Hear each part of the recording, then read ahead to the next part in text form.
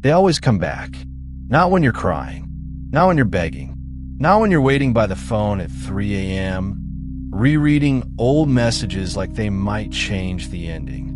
No, they come back when you stop caring, when your silence becomes louder than their absence, when your life starts moving without them in it, and suddenly, there they are, a late-night text, a casual "I miss you," a like on a photo from 2 years ago. But here's the thing no one tells you. They're not coming back for you. They're coming back for what you gave them. To understand why they come back, you first have to understand why they leave. Most people don't leave because they stopped loving you. They leave because they found something easier. Someone who asks fewer questions.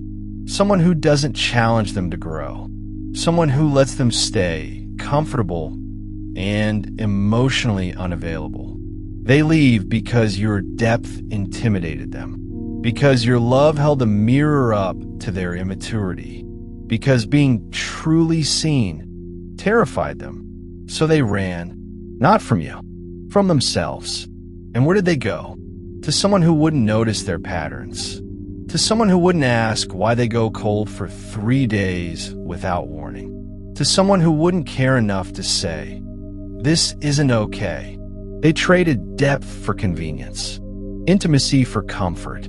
And for a while, it worked. But here's what they didn't expect.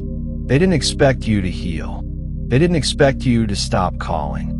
They didn't expect you to actually move on. And that's when the panic begins. When they come back, they will say all the right things. "I made a mistake. I've changed. No one understands me like you do." And part of you will want to believe it, because you remember the good. You remember the version of them that made you feel chosen. But listen carefully. They don't miss you. They miss your energy, your attention, your warmth, your willingness to give without asking for anything in return. They miss the access, the emotional safety net you provided, the comfort of knowing that no matter how badly they treated you, you would still be there. That's not love. That's supply. And when the supply runs out elsewhere, they come looking for it again. In you, there is something that happens when you go silent. Something most people never experience because they break first. When you stop texting, when you stop checking their social media, when you stop asking mutual friends about them, when your name disappears from their notifications, a shift happens. They start wondering. They start replaying conversations. They start looking at your profile, even if they never liked a single post while you were together. Your silence doesn't just confuse them, it destabilizes them, because they built their sense of control on your availability. And when that availability disappears, they lose their footing. You know what's interesting? While you were reaching out, while you were sending long paragraphs at midnight, while you were leaving voicemails they never returned, they felt powerful. They felt chosen. They felt in control. But the moment you stopped, the moment your phone went quiet, that's when the roles reversed. That's when they started checking if you were online. That's when they started wondering if someone else had taken their place. Silence isn't passive. Silence is the loudest thing you'll ever do. And the people who underestimated you will feel it the most. There's a psychological principle called reactance.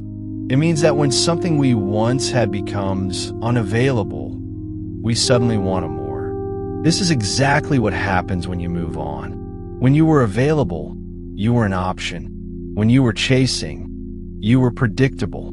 When you were hurting, you were manageable. But the moment you become unavailable, emotionally, physically, energetically, you become a mystery again. You become the one who got away. And that drives them insane. Not because they love you more now, but because they can no longer control the narrative. You rewrote the ending without their permission. Moving on is not just healing. Moving on is the ultimate power shift. And the people who left you will always feel the weight of it. When they come back, you will ask yourself one question. Is this real? Did they actually regret it? And the answer is usually no. True regret looks like accountability. It looks like someone saying, I know exactly what I did. I know how it made you feel. And I don't expect you to take me back, but I needed you to know that I see it now. That almost never happens. What you'll get instead is vague apologies. I'm sorry if I hurt you. I didn't mean for things to end like that. Can we just start fresh? That's not regret. That's a negotiation. They're not trying to make it right. They're trying to get back in. There's a massive difference between someone who misses you and someone who misses what you gave them. Learn to tell the difference. It will save your life. I know the temptation.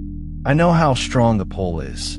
Because part of you never stopped hoping. Part of you held on to the idea that maybe, just maybe, they would come back changed.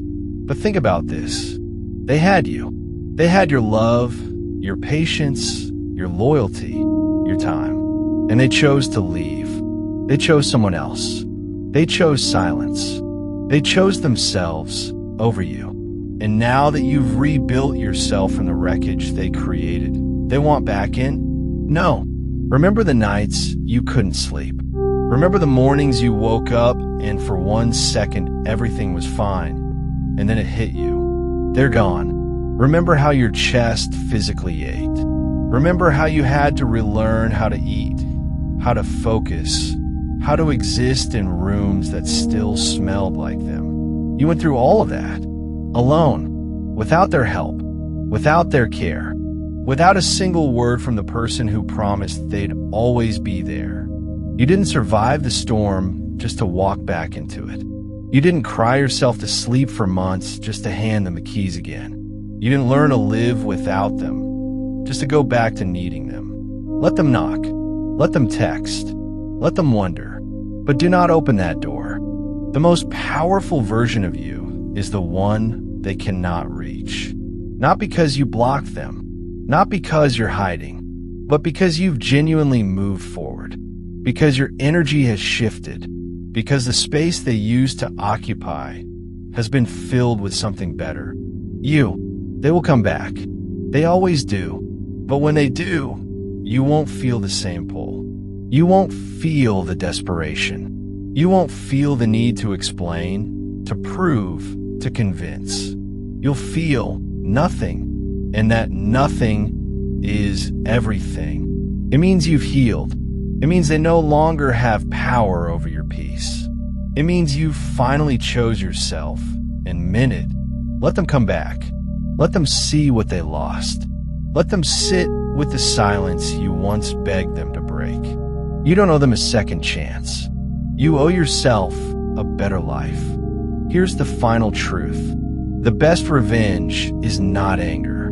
It's not proving them wrong. It's not posting about your new life to make them jealous. The best revenge is becoming someone they can no longer reach. Someone who doesn't flinch at their name. Someone who doesn't check if they watch your story.